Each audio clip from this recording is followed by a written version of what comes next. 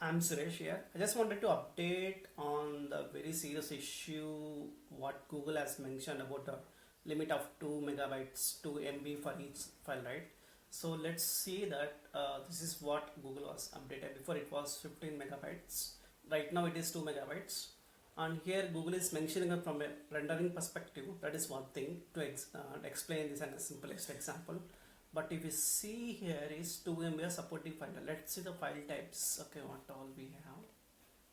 When you see the file types, okay, see, this one actually. But the thing is here is we have to focus is XML files.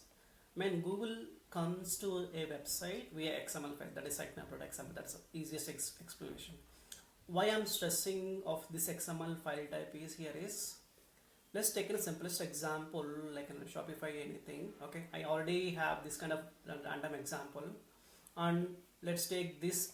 This is a parent sitemap. Let's take this is like child. Let's take an example of child sitemap. Okay, so this is it will open just a site. Okay, let's open. Let's see.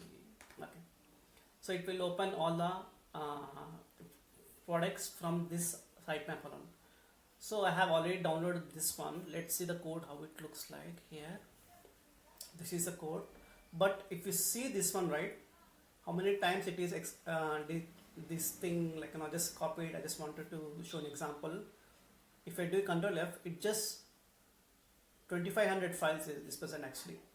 This kind of repeat something like what I'm trying to say, this file has only maximum of 2500 files, but normally the web developers, what they do is they keep almost 50,000 products in a single sitemap. So let's see a size of this sitemap as well. Let's see where exactly it is. Okay, it is documents. Okay, cool. Okay, cool. This is the sitemap I just downloaded. Let's see. Let's find out size. See, for 2500 products, it's already 1.2 megabytes. So technically, if you go easily 5,000 products for each sitemap, you're getting the point, right? So like it goes over the 2 MB megabytes easily. Now, if a file size is going over 2 megabytes, then you know that only the like first 2 megabytes of the file it gets processed. Rest of the file it doesn't get processed.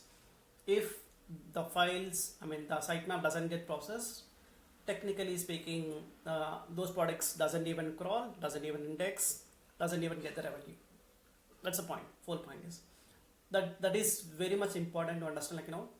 Even a simplest technical SEO issues can hurt the rankings and also like a revenue for the website.